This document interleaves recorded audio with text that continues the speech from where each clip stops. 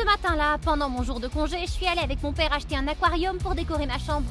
Le soleil brillait et j'étais très enthousiaste à l'idée d'embellir mon espace.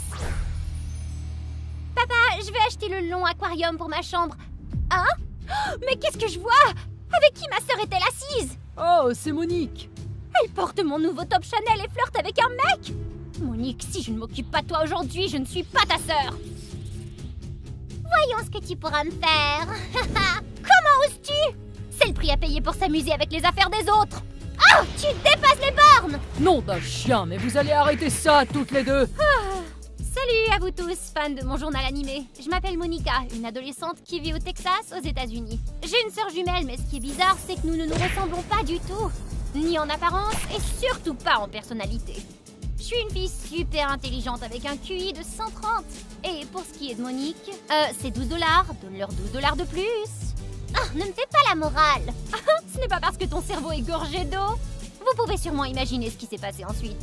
Nos parents sont constamment confrontés à des situations hilarantes et frustrantes parce que ma sœur et moi n'arrivons pas à nous entendre, ne serait-ce que pour une minute. J'ai ramené des tonnes de prix à la maison, ce qui rend mes parents très fiers. Quant à Monique, elle ne semble s'intégrer à aucun membre de la famille. Et partout où nous allons, les gens commentent à quel point elle est différente des autres. Ils la considèrent comme la brebis galeuse. Parfois, j'ai de la peine pour Monique. Si elle ne se moquait pas constamment de moi, je me sentirais peut-être plus sympathique à son égard. La seule personne qui fait toujours attention aux sentiments de Monique, c'est papa.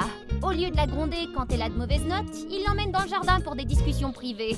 Parfois, je suis jalouse d'elle pour cela. Oh, et j'allais oublier, il y a quelqu'un d'autre qui la préfère à moi. Oncle James, le chauffeur de la famille. Il se préoccupe souvent davantage de ma sœur. Par exemple, il s'assure toujours que sa ceinture de sécurité est attachée lorsque nous montons dans la voiture, mais il oublie de faire la même chose pour moi.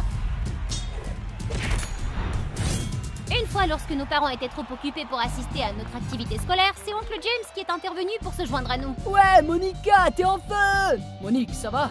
Laisse l'oncle James t'amener à l'hôpital. Peut-être que oncle James avait pitié d'elle. C'est ce que je pensais jusqu'au jour où... C'était le jour de notre remise de diplôme. Monique et moi attendions avec impatience que papa arrive. Papa viendra certainement recevoir le diplôme avec moi. Papa ne devrait l'accepter qu'avec celle qui a les meilleurs résultats. Et c'est moi ça, pas toi. Compris? Monique roula des yeux et sortit son téléphone, faisant semblant d'avoir une conversation intime avec lui. Papa, tu peux passer à l'avenue pour m'acheter des fleurs de lavande? C'est la lavande que j'aime le plus. Bien sûr, chérie. Tu vois, papa me préfère à toi. Elle est tellement douée pour être arrogante, celle-là. Papa viendra certainement recevoir le diplôme avec nous. Mais les heures ont passé et je n'ai toujours pas eu de nouvelles de papa. Mon cœur s'enfonçait à chaque minute qui passait. Soudain, une voiture familière s'est arrêtée dans la cour. Mon cœur a bondi d'espoir, mais il s'est rapidement transformé en crainte. Ton père a eu un accident. En entendant cette nouvelle, mes jambes ont lâché et j'ai eu l'impression que le sol se dérobait sous moi. Papa a eu un accident en allant acheter des fleurs pour Monique. Depuis ce jour, c'est la dernière fois que j'ai entendu sa voix. Il m'a beaucoup manqué pendant longtemps. Mais Monique, elle, était différente. Elle semblait toujours irritée par ma tristesse et mon deuil de papa. Les morts sont morts. Arrête de pleurer autant, c'est agaçant. Va te coucher.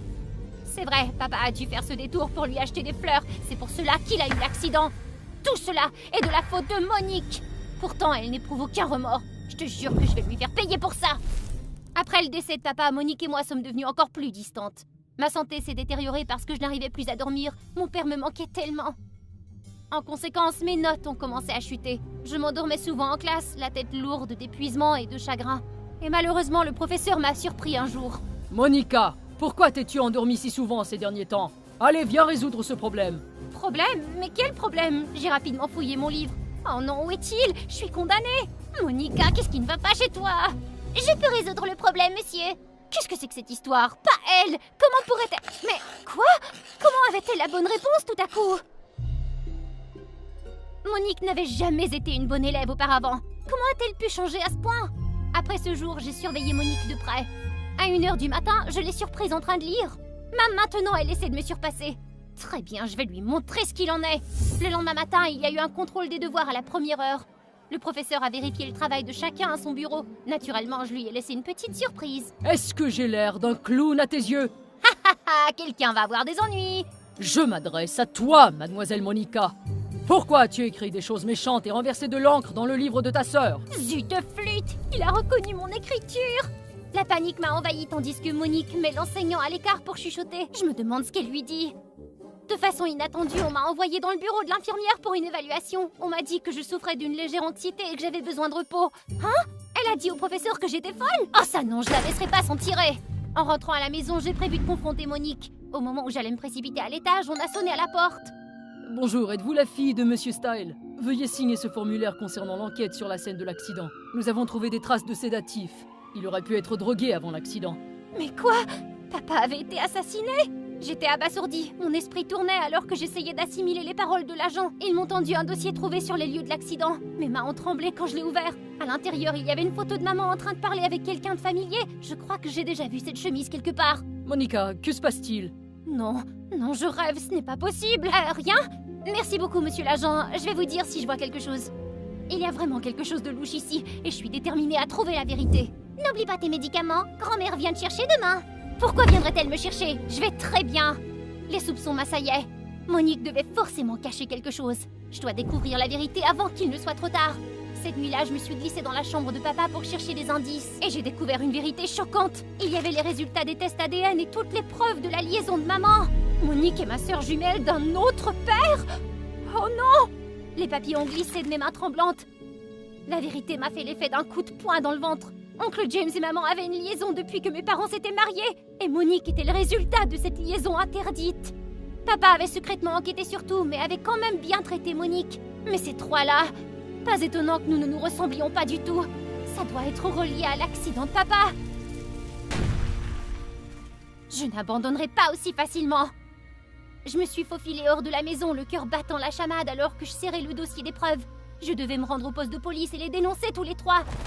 Mon pauvre père, il a dû tellement souffrir, endurer tout cela tout seul. Papa, je te jure, je me vengerai pour toi. Oh mon Dieu!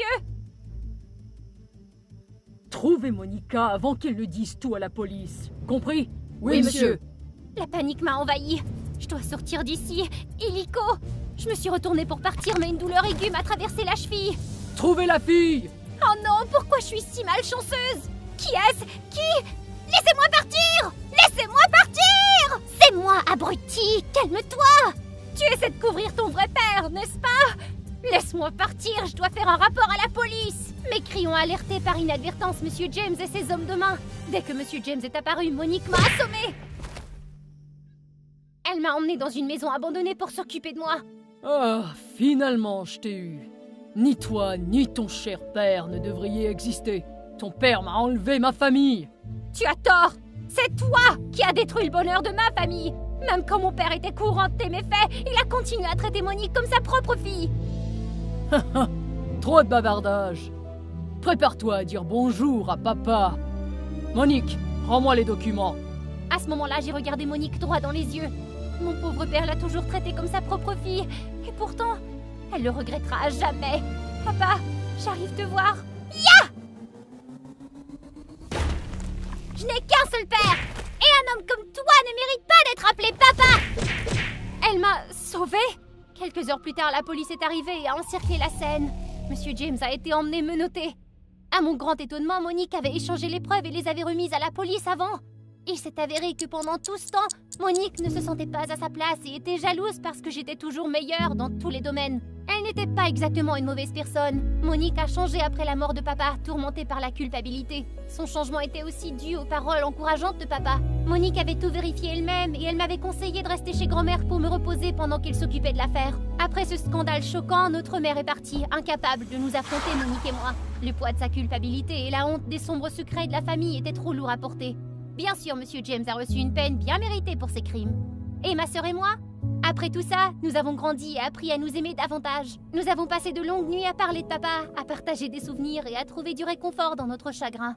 Quoi qu'il arrive, elle reste ma seule sœur, pas vrai? Ma mère me tenait la main, son souffle s'affaiblissant.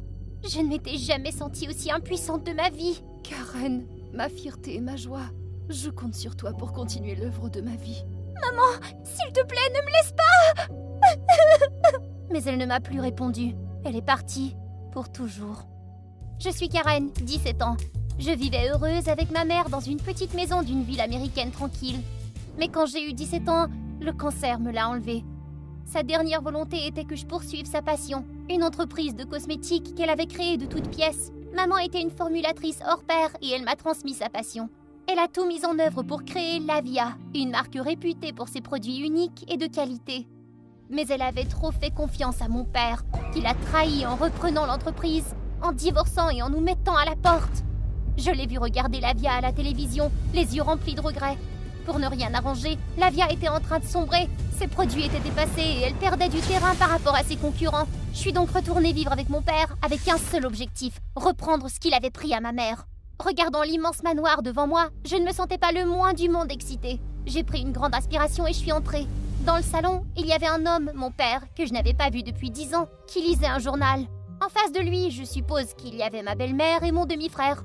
Ils ont tous levé les yeux lorsque je suis entrée, et aucun d'entre eux n'avait l'air ravi de me voir. Mon père a à peine levé les yeux et a parlé froidement. Karen, voici ta mère, Sam, et voici ton frère, Max. Pendant que tu es ici, fais ce que Sam te dit. Ta chambre est au 2e. Va déballer tes affaires. Et sur ce, il partit. Sam le suivit, me jetant un regard glacial au passage. Mon frère avait une autre tactique. Il m'a poussé durement au passage. Ah! Ne pense même pas que je t'appellerai un jour ma sœur. Je serai toujours le fils unique de papa, tu m'entends? Personne ici ne m'a considéré comme de la famille. Quelle coïncidence! Je ne les voyais pas comme ça non plus. J'étais ici pour maman. Vivre avec des gens qui ne me supportaient pas n'était pas vraiment une promenade de santé. Sam me regardait comme si j'étais le plus grand inconvénient de sa vie. Et Max, ce morveux ne vivait que pour m'embêter. Il me collait des chewing-gums dans les cheveux, m'aspergeait d'eau et me faisait des farces à n'en plus finir.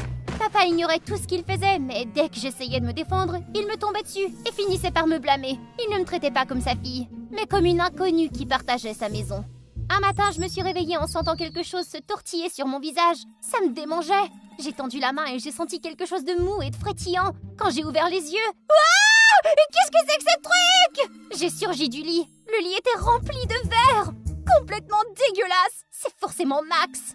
Hier, je l'ai vu rôder dans le jardin pour attraper des insectes. Et il m'a fait un sourire diabolique quand je suis passée à côté de lui. Plus je le laissais faire, plus il s'enhardissait. Cette fois-ci, j'allais donner la leçon à ce petit lutin. Oh que oui!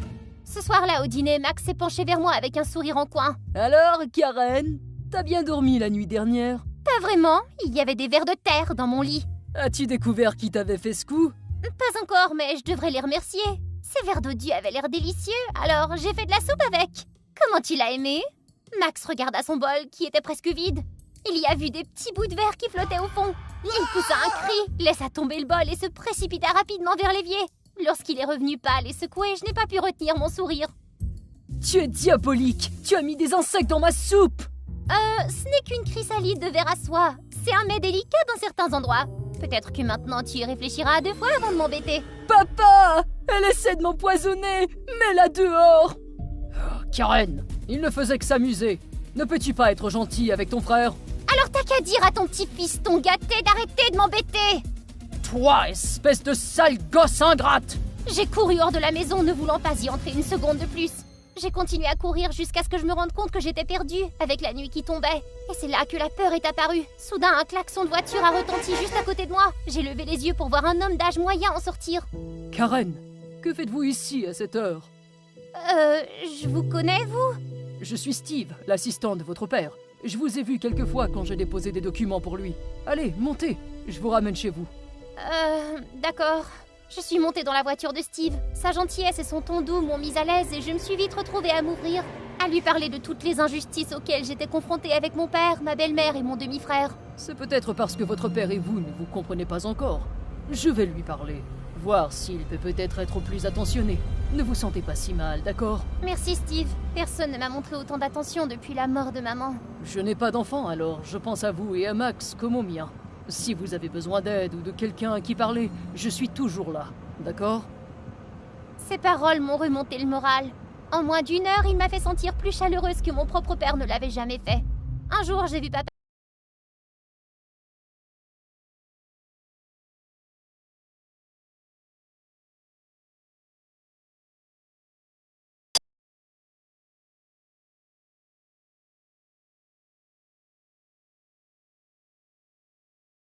Papa, n'oublie pas que je suis la fille de la fondatrice. Maman m'a appris tout ce qu'elle savait. Je sais que je peux le faire. Bien. Vas-y, essaie. Mais j'ai une condition. Si je réussis, tu me laisseras reprendre l'entreprise. Quoi? Tu rêves? Si tu n'es pas d'accord, il n'y a pas d'autre moyen de sauver l'entreprise. Le lendemain, papa est venu me voir pour me faire part de sa décision. Il était d'accord, mais Sam n'était pas prête à se laisser faire aussi facilement. Nous avons une condition. Si ton produit échoue, tu quitteras cette maison et renonceras à tout ton héritage. Marché! C'était trop facile. Il devait y avoir quelque chose de louche. Je devais surveiller mes arrières. J'ai mis toute mon énergie dans le développement du produit. Je verrouillais même la porte du labo lorsque je n'y étais pas, sachant que ma belle-mère pourrait tenter quelque chose. Pendant cette période, Steve m'a souvent rendu visite, m'apportant de la nourriture et me tenant compagnie. Sa gentillesse m'a permis de tenir le coup. J'ai rapidement créé un nouveau fond de teint avec écran solaire, imperméable et compatible avec toutes les peaux. J'ai tout mis en œuvre, non seulement pour la qualité, mais aussi pour l'emballage et le design. Une fois sur le marché, le produit a connu un succès immédiat et s'est vendu sans discontinuer. Mais un mois plus tard, des critiques négatives ont commencé à apparaître. Les clients affirmaient qu'il provoquait de graves irritations de la peau. J'étais choquée. J'avais testé le produit de manière approfondie avant son lancement. Ce n'était pas possible. Mon père était furieux tandis que Sam et Max étaient visiblement satisfaits. Je n'arrivais pas à croire ce qui se passait. Il devait y avoir une erreur. J'ai fait analyser le produit et j'ai découvert un allergène qui ne figurait pas dans ma formule originale. Quelqu'un l'avait modifié, mais qui? Sam? Max? Ils avaient tous les deux des raisons, mais je fermais toujours le labo à clé. La seule personne à y être entrée était... Steve? J'ai vérifié la caméra de sécurité et je ne pouvais pas croire ce que j'ai vu. C'était Steve! Il avait échangé les ingrédients pendant qu'il me rendait visite au labo. La seule personne en qui j'avais confiance m'avait trahi. J'ai ressenti à la fois de la colère et du chagrin. Il fallait que j'aille porter ces images à la police. Mais lorsque j'ai ouvert la porte, le visage de Steve est apparu devant moi, abhorrant un sourire qui m'a donné des frissons. Karen, où vas-tu? Je m'occupe juste de quelques affaires personnelles. J'ai essayé de passer, mais il m'a attrapé le bras. Tu peux y aller, Karen. Mais d'abord, donne-moi ton téléphone. Il a attrapé mon téléphone. J'ai mordu sa main et j'ai filé vers la porte. J'ai sauté dans le premier taxi que j'ai vu, pressant le chauffeur de m'emmener au poste de police. Steve nous a suivis en voiture et j'ai crié au chauffeur d'aller plus vite. Soudain, Max est apparu dans la rue devant nous, les bras tendus comme s'il essayait de nous bloquer. Le conducteur a fait un écart pour l'éviter et a évité Max de justesse. La voiture a percuté le mur à côté de moi, ce qui m'a donné le vertige. J'ai poussé la porte et je suis sortie en titubant pour voir la voiture de Steve s'écraser contre le mur. Et Max qui gisait inconscient à proximité. Steve s'est précipité vers Max, le serrant dans ses bras, l'air affolé. Max, ça va? Allez, réveille-toi. Regarde ton père. Quelqu'un a appelé une ambulance. Ton père? J'étais secouée, mais je ne pouvais pas perdre de temps avec cette pensée. Max avait besoin d'aide. J'ai rapidement appelé une ambulance. Mon père et ma belle-mère sont arrivés à l'hôpital peu après. Lorsque le médecin est sorti, Steve l'a rejoint avant mon père. Docteur, est-ce que mon fils va s'en sortir?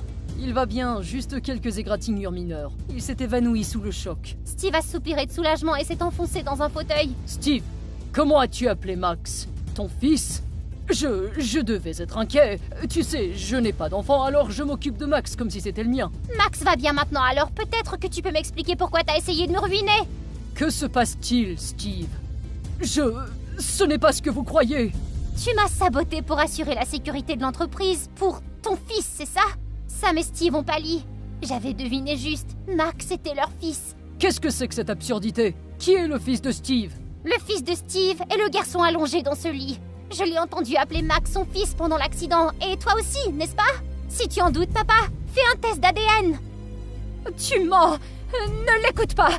Elle veut juste prendre le contrôle de la société et dira n'importe quoi pour me piéger! Mais le doute se lisait sur le visage de papa. Steve, si tu veux prouver que Karen a tort, Max et toi allez faire un test de... Steve est resté silencieux pendant un long moment, puis a soudainement crié. Oui! Max est mon fils! Sinon pourquoi l'aurais-je laissé t'appeler papa pendant toutes ces années? Le plan était presque terminé, il ne restait plus qu'une étape, mais cette morveuse a tout gâché! Je ne peux pas croire que tu as fait ça! Je te faisais confiance! Si tu m'estimais, tu n'ignorerais pas mes opinions au profit de celles des autres! J'en ai assez de travailler sous les ordres d'un imbécile têtu! Tout s'est finalement éclairci. Sam et Steve avaient eu une liaison, complotant pour voler la société de mon père. Pire encore, Max était au courant depuis le début et les a aidés à étouffer l'affaire. Mon père a mis Max et Sam à la porte et a porté plainte contre Steve. Plus tard, papa est venu me voir, sa voix est devenue lourde. Karen, je suis désolé de la façon dont je t'ai traité. J'ai bien réfléchi. Je veux que tu reprennes la société. Personne ne le mérite plus que toi. Je sais que j'ai fait beaucoup de mal. Et c'est peut-être la seule bonne chose que j'ai faite de ma vie. Je n'attends pas de pardon. Je veux simplement que tu saches à quel point je regrette tout ce que j'ai fait. Je voyais bien qu'il avait des remords, mais après tout ce qu'il nous avait fait subir à maman et à moi, le pardon n'était pas facile. Je dirigeais bien l'entreprise de maman, c'était le travail de sa vie. J'accepte tes excuses, mais je ne peux pas te pardonner. Pas encore. Aujourd'hui, je suis une célèbre formulatrice de cosmétiques et j'ai rendu la marque de ma mère, Lavia, célèbre dans le monde entier. J'ai tenu ma promesse. Et quelque part, je sais qu'elle est fière de moi.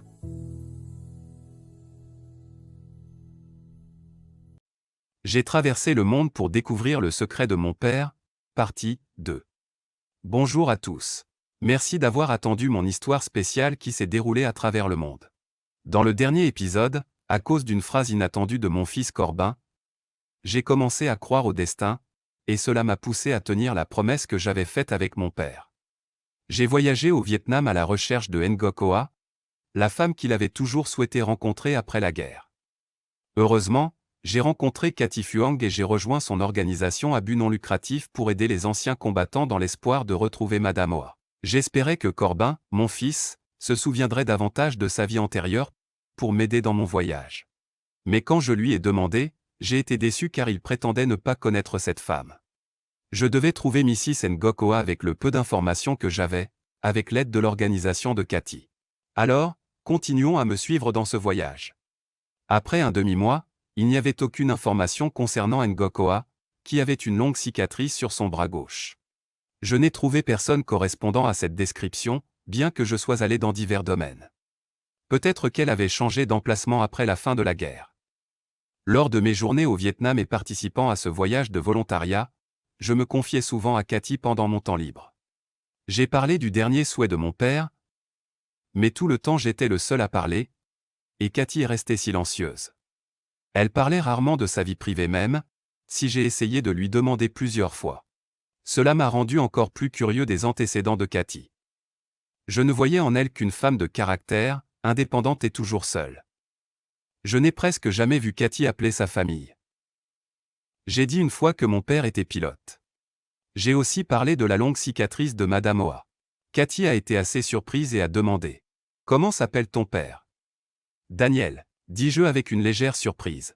Mais Cathy secoua la tête et sembla éviter de parler davantage. J'ai rejoint cette organisation depuis des années, mais je n'ai rencontré personne comme ça.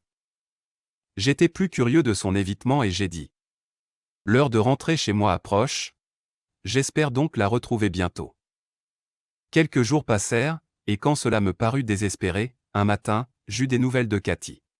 Madame Ngoc Hoa a été retrouvée, mais elle est décédée de vieillesse, et sa pierre tombale se trouvait dans une région lointaine. Elle avait une blessure à cause des bombes sur son bras gauche exactement comme mon père l'a dit. La nouvelle m'a choqué. Cathy a essayé de me consoler et m'a dit que je devais retourner dans ma famille. C'était la bonne chose à faire. Je n'avais aucune raison d'y rester quand la personne que je cherchais ne vivait plus. Le lendemain, j'ai acheté un billet pour les États-Unis. Cathy a pris le temps de m'emmener à l'aéroport. Cependant, à peine 20 minutes plus tard, elle a reçu un appel disant que sa mère était dans un état critique. Elle est tombée au sol en cuisinant dans la cuisine.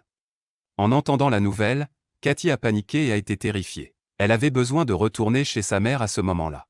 Cathy n'a pas pu garder son sang-froid après avoir appris pour sa mère. Ses membres tremblaient, puis elle fondit en larmes comme un bébé. J'ai rassuré. Je t'emmènerai auprès de ta mère pour te remercier de m'avoir aidé pendant mes jours au Vietnam. Quant à ce vol, j'annulerai le billet et le réserverai à nouveau un autre jour. Cathy était un peu hésitante au début, mais étant donné l'urgence de sa situation, et mon attitude résolue, elle a hoché la tête. Nous sommes allés à l'hôpital où la mère de Cathy était soignée. Heureusement, quand nous sommes arrivés là-bas, elle était hors de danger. À l'intérieur de la chambre d'hôpital, une femme aux cheveux blancs était allongée sur le lit, regardant dehors, elle semblait attendre sa fille. Ce qui a attiré mon attention, c'est que son bras gauche était ridé avec une longue cicatrice, et le dossier médical accroché sur la table de chevet disait « Ngoc Hoa ». J'étais étourdi et je ne pouvais pas croire ce que je voyais. Il s'avère que Cathy a cherché à garder Mrs. Ngoc Hoa loin de moi puisqu'elle était sa mère. Je ne savais pas quoi dire à part. « Excusez-moi, êtes-vous le Ngoc Hoa qui était amoureux d'un pilote américain ?» Cathy, sentant mon scepticisme, me poussa dehors, et dit « N'y réfléchissez pas beaucoup, c'était juste une coïncidence. Elle n'était pas celle que vous cherchiez. » Cependant, la femme sur le lit a brusquement répondu « C'est correct.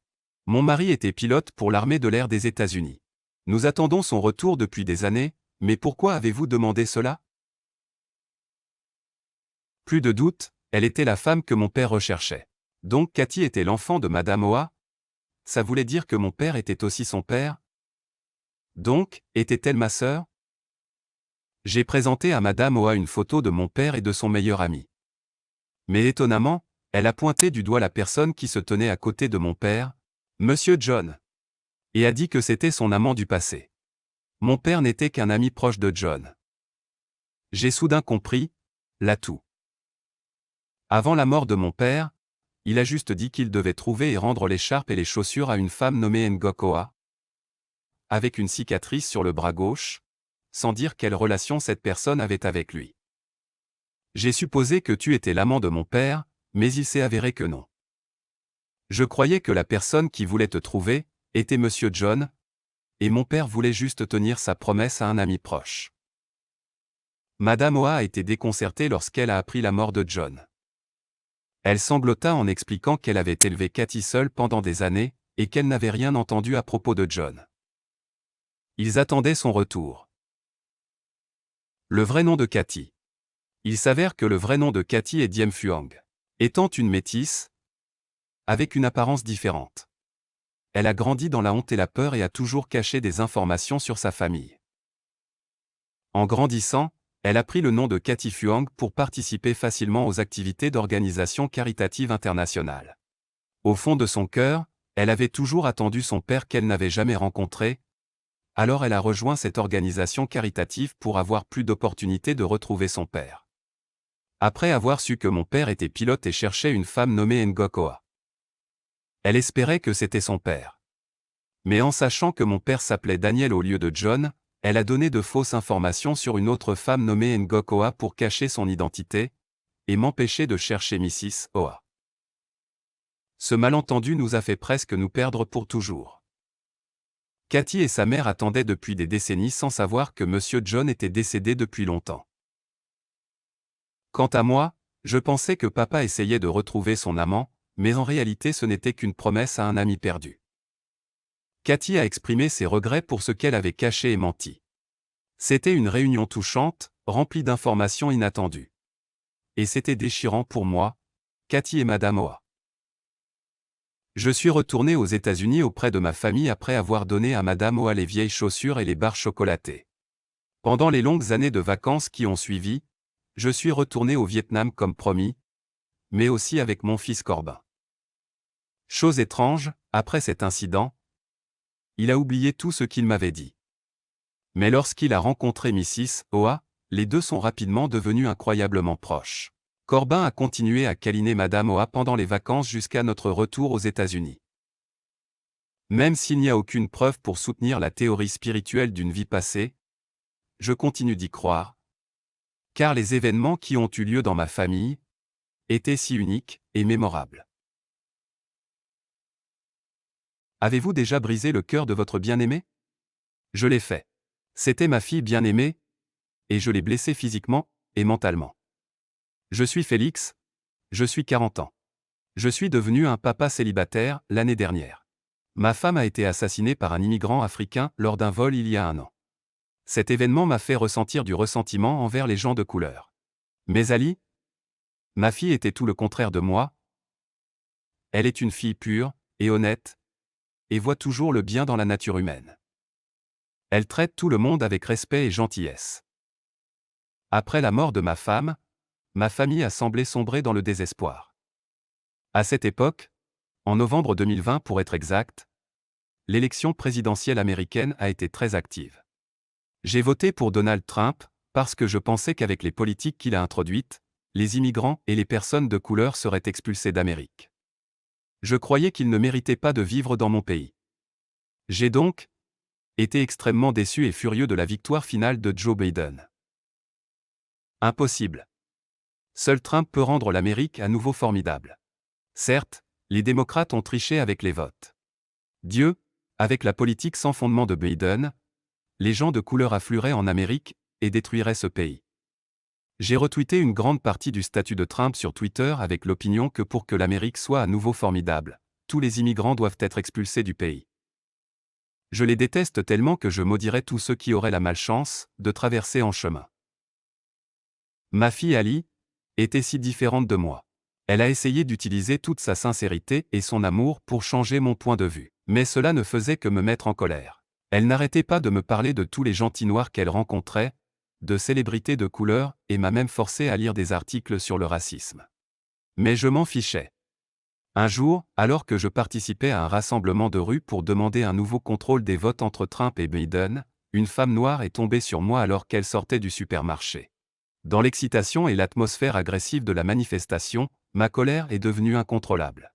J'ai giflé la fille et l'ai fait pleurer. La scène entière a été enregistrée par des gens dans la rue et elle a été publiée sur Internet. Après seulement une nuit, la vidéo a reçu un grand nombre d'interactions. C'était surtout les objections et les critiques des gens de couleur et des partisans de l'immigration. Cela ne m'a pas fait peur. Je me battrai sans aucun doute jusqu'au bout pour les chasser des États-Unis. Ali était extrêmement embarrassée. Elle s'est excusée à profusion auprès de tout le monde en mon nom. Mais ce n'était pas assez. Ma famille a souffert de l'isolement et de vives critiques de la part du public. Pour cette raison, tout le monde autour de moi s'est progressivement aliéné ma famille. Ils craignent la colère et la haine profonde des gens de couleur. Ali n'arrêtait pas de me persuader de changer d'avis. Mais ce qu'elle a fait ne fait que m'énerver. Plus elle a plaidé, plus je suis en colère. Cela n'avait aucun sens. Et après un moment, Ali semblait abandonner. Elle ne voulait plus me parler, et nous sommes lentement séparés. J'avais un pistolet. Le jour où ma femme est morte, je l'ai acheté et je l'ai gardé dans mon tiroir.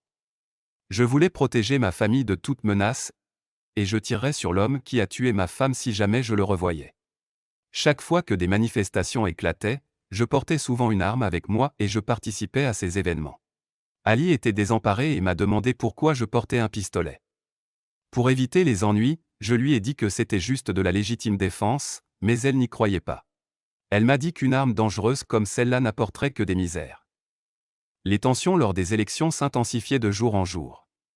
Le jour fatidique du 7 janvier 2021, lorsque le Congrès américain a tenu une réunion pour officialiser la victoire légale de Biden, des centaines de partisans de Trump et moi avons brisé la clôture, combattu la police, escaladé le mur pour entrer dans le Capitole où la réunion a eu lieu, pour protester.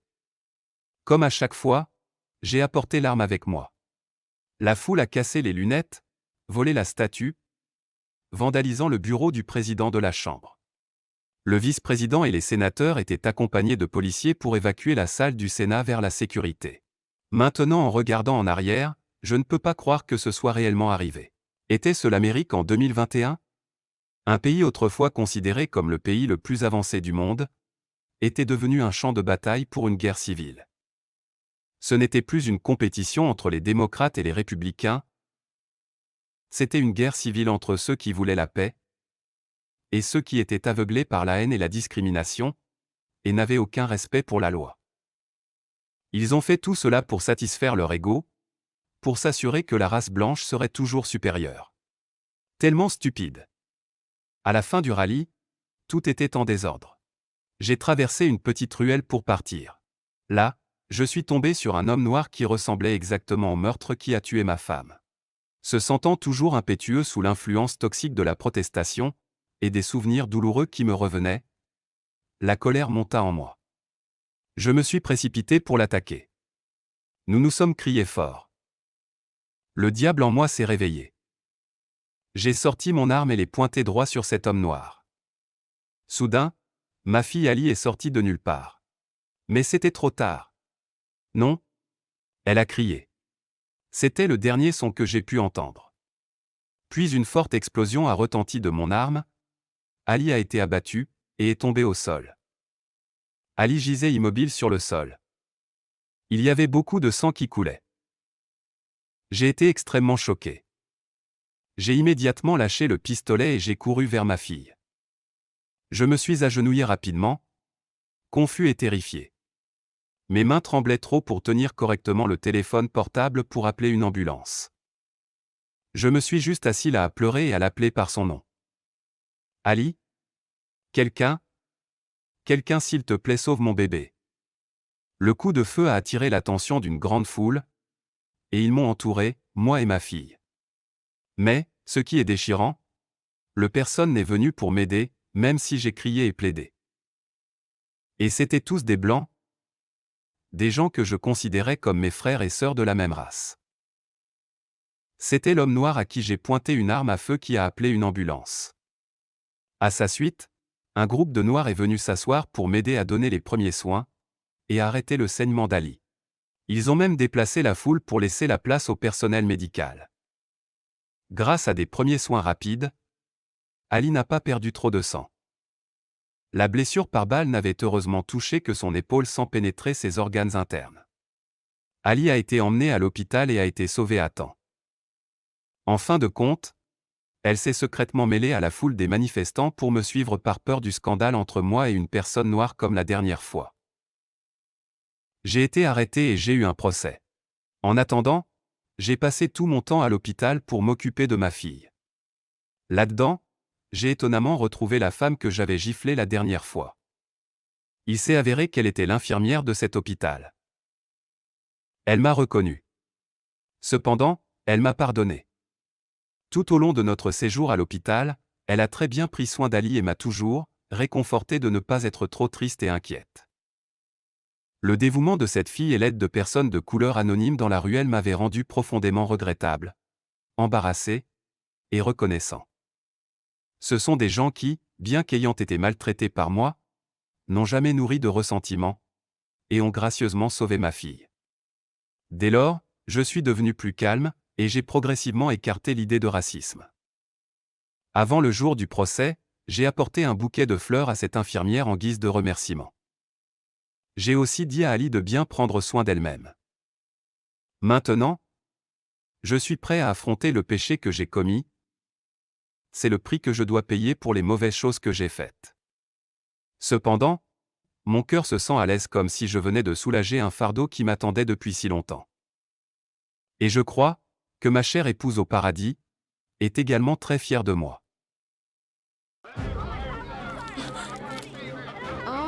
I asked you to keep quiet. Go. Let's beat them up. No, stop. Oui, j'étais la professeure principale d'une classe qui était super coquine et aussi super spéciale. C'était plein de délinquants qui étaient boudés par tout le monde. Et c'est l'histoire de notre classe. Je m'appelle Ivy, j'ai 26 ans, je suis professeure de lycée. Cette année-là, ma famille s'est endettée énormément. J'ai dû vendre ma maison en ville et retourner dans une petite ville pour continuer à enseigner. Ici, j'ai été rapidement acceptée pour enseigner dans une école et j'ai également été nommée enseignante principale, quelque chose que seuls les enseignants de longue date pouvaient faire. Je ne savais pas que tant de défis m'attendaient. Ce n'est que lorsque j'ai rencontré mes élèves que j'ai su que c'était une classe spéciale. Elle était pleine de délinquants. Personne à l'école ne voulait leur enseigner, mais avec l'amour de mon travail, lors de la réunion des enseignants, j'ai déclaré avec confiance que je pouvais le faire, malgré des dizaines d'yeux piteux sur moi. Dès mon premier cours, j'ai été choquée. La classe était extrêmement désordonnée. Ils refusaient d'écouter ma conférence malgré toutes sortes de mesures. Ils faisaient vraiment du bazar, bavardaient et riaient librement, me considérant comme invisible.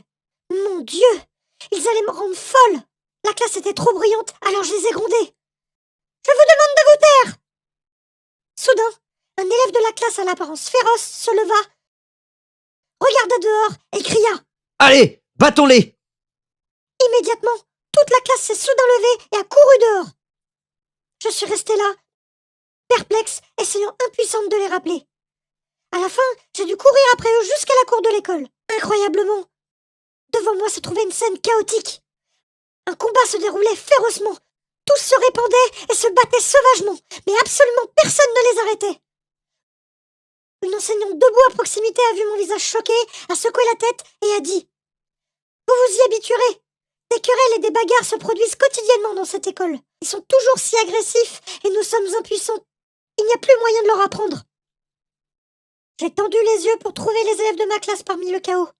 Une chose que j'ai remarquée, c'est qu'ils ont tous suivi la direction de Ben, un jeune homme grand, féroce et inaccessible. Je suppose qu'il était leur chef. Soudain, j'ai vu Ben toucher la ceinture cachée sous sa chemise et s'apprêter à sortir une arme à feu. J'ai paniqué. Je me suis précipitée pour prendre la main de Ben et j'ai supplié. « Non, arrête s'il te plaît !» En me voyant, Il souffla, mais obéit à contre-cœur, rangea son arme et s'éloigna froidement. Je poussai un soupir de soulagement et me détournai. Après avoir essayé d'arrêter la bagarre pendant un certain temps, les enfants se sont fatigués et sont partis, et je me suis traînée jusqu'à la salle de classe. Cette nuit-là, j'étais épuisée. J'ai appelé mon père et je lui ai parlé de ma classe spéciale. Mon père m'a conseillé de les abandonner. Éduquer des enfants comme ça est vraiment difficile et t'enlèvera beaucoup. J'ai beaucoup réfléchi à ces paroles, mais je voulais aider ces enfants. Je n'abandonnerai pas. Un soir, je suis rentrée tard de l'école. Et j'ai été soudainement bloquée par un groupe de voyous réclamant de l'argent. Alors que je m'évanouissais presque, j'ai vu une silhouette très familière s'approcher de moi. Il les a astucieusement renversés, puis m'a pris la main et m'a aidé à m'enfuir. C'était Ben.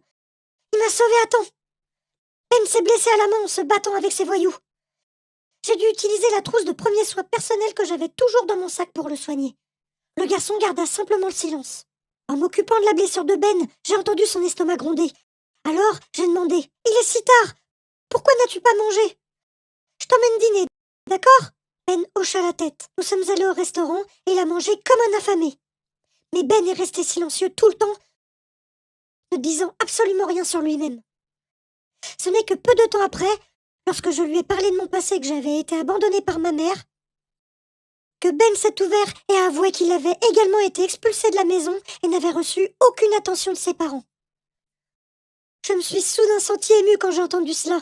Ce garçon avait certainement de nombreuses parties cachées au-delà de sa surface rugueuse. Le lendemain, Ben n'est pas venu en classe. La chose étrange est que ce jour-là, toute la classe est restée silencieuse et a écouté ma conférence au lieu de causer des problèmes comme d'habitude. C'était de la chimie. Je leur ai posé une question difficile et personne n'a pu la résoudre. J'ai demandé à nouveau. Dernière chance ? Quelqu'un peut-il y répondre ? Toute la classe est restée silencieuse. Soudain, Ben est apparu à la porte et dit « Je peux. » Toute la classe a applaudi en le voyant. Ben est monté sur le podium et a résolu le problème facilement, puis est retourné à sa place. Je ne pouvais pas en croire mes yeux. Ben est venu en classe ce jour-là avec le visage couvert de sang et de blessures. Juste après son arrivée dans la salle de classe, la classe est devenue désordonnée comme d'habitude. Ben regarda autour de lui avec agacement et dit « Arrêtez de faire des bêtises. Concentrez-vous sur les études. » Juste comme ça, tous se tuent aussitôt.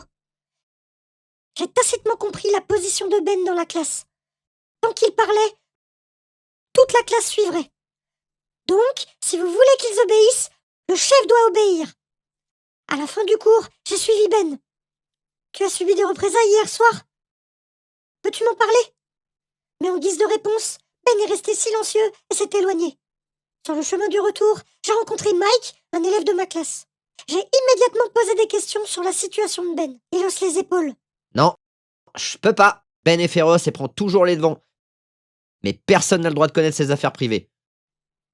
Le jour de la réunion des parents pour le semestre à venir, je m'étais préparée très soigneusement. Il y avait beaucoup à partager avec leurs parents, surtout les parents de Ben. Mais ensuite, j'ai été déçue parce que les parents de Ben ne se sont pas présentés. Sa famille l'a-t-elle vraiment abandonné ? J'avais besoin de trouver un moyen de mieux connaître Ben. Dans le cours suivant, j'ai donné un petit cahier à chaque élève avec un devoir. Écrivez des choses que vous avez toujours eu envie de partager, mais que personne n'écoute ou ne peut dire à personne.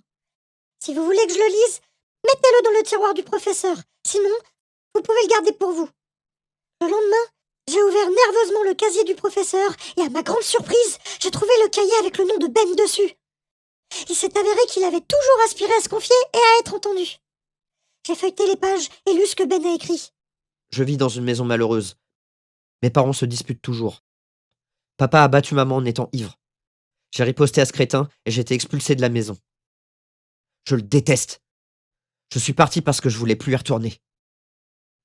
Quand j'avais 14 ans, j'ai rejoint un gang de voleurs de rue. Et j'ai été envoyé en redressement pour vol. Mon père m'a renié parce qu'il avait honte d'avoir un enfant voleur. Il n'est pas venu me chercher quand je suis revenu de redressement. Je n'ai nulle part où aller. Ma mère me manque. Je suis jaloux des autres quand ils sont aimés.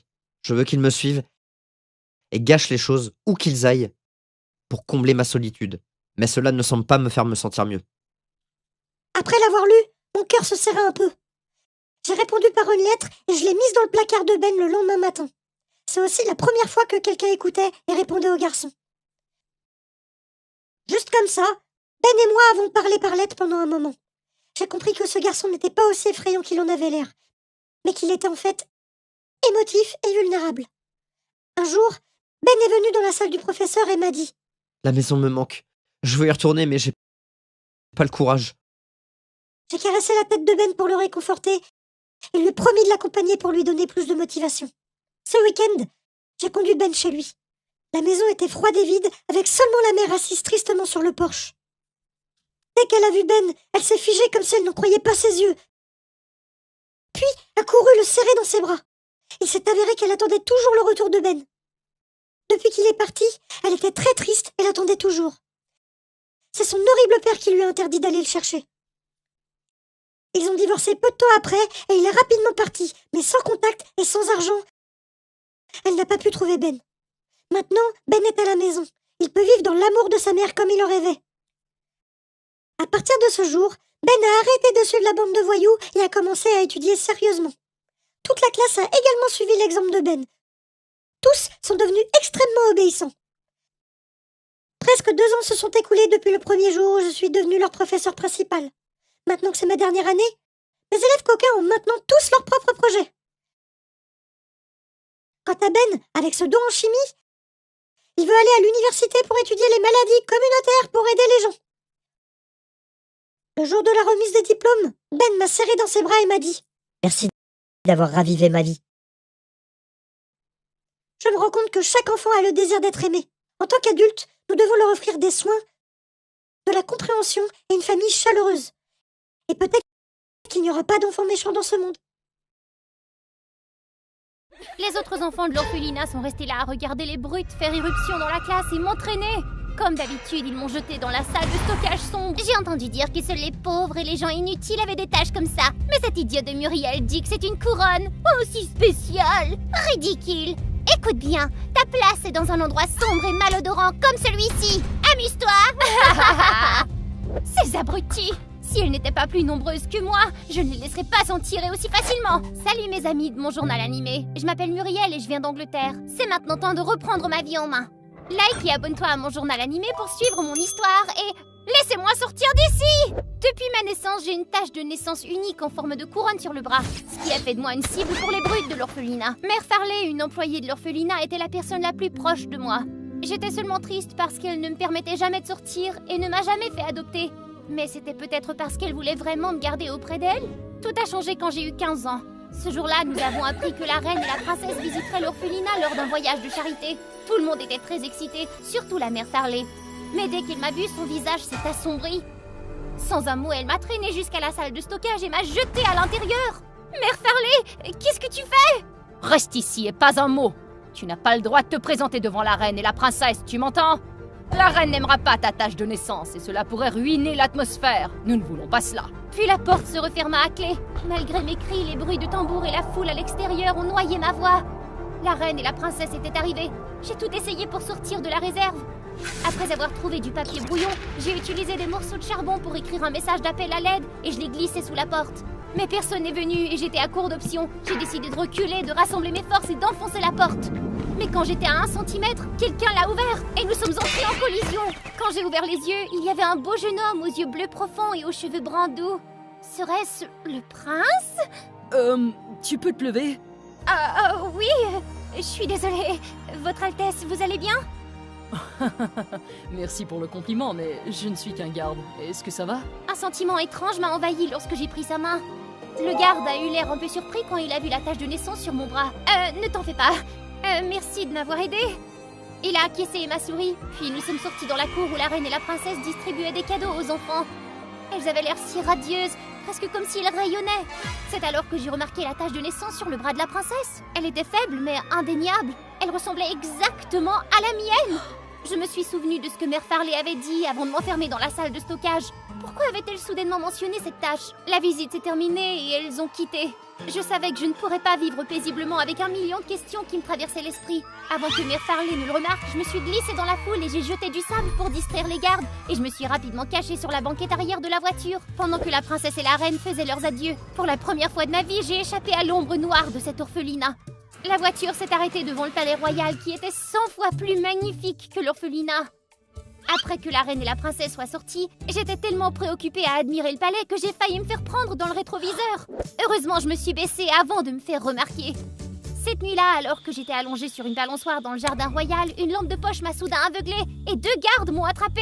Laissez-moi partir, s'il vous plaît! Je jure sur ce papillon que j'avais juste l'intention de faire une sieste ici! Hé, arrêtez! Un jeune homme est sorti de l'ombre aussi audacieux qu'un super-héros. C'était le garde de Pluto qui m'avait sauvée de la salle de stockage. Désolé, elle est de ma famille, elle m'attendait. Je vais m'en occuper. Mon sauveur m'a aidé une fois de plus. C'est alors que j'ai appris qu'il s'appelait Fred. Après lui avoir raconté mon expérience à l'orphelinat, Fred a accepté de m'aider à rester au palais. J'ai été prise comme domestique sous prétexte d'être la parente de Fred et j'ai servi la princesse Léana. Comme nous avions le même âge, nous sommes rapidement devenus amis. Parfois, Léana me laissait essayer ses robes de fantaisie et goûter aux mets royaux.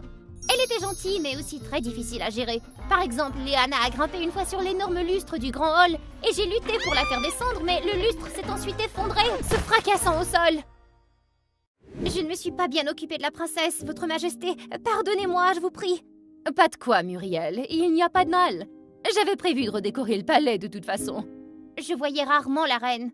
Chaque fois qu'elle apparaissait, elle respirait l'élégance et l'autorité et il y avait quelque chose de familier en elle. En la regardant avec Léana, je me suis demandé qui était ma vraie mère et si elle m'avait aimée autant que ça.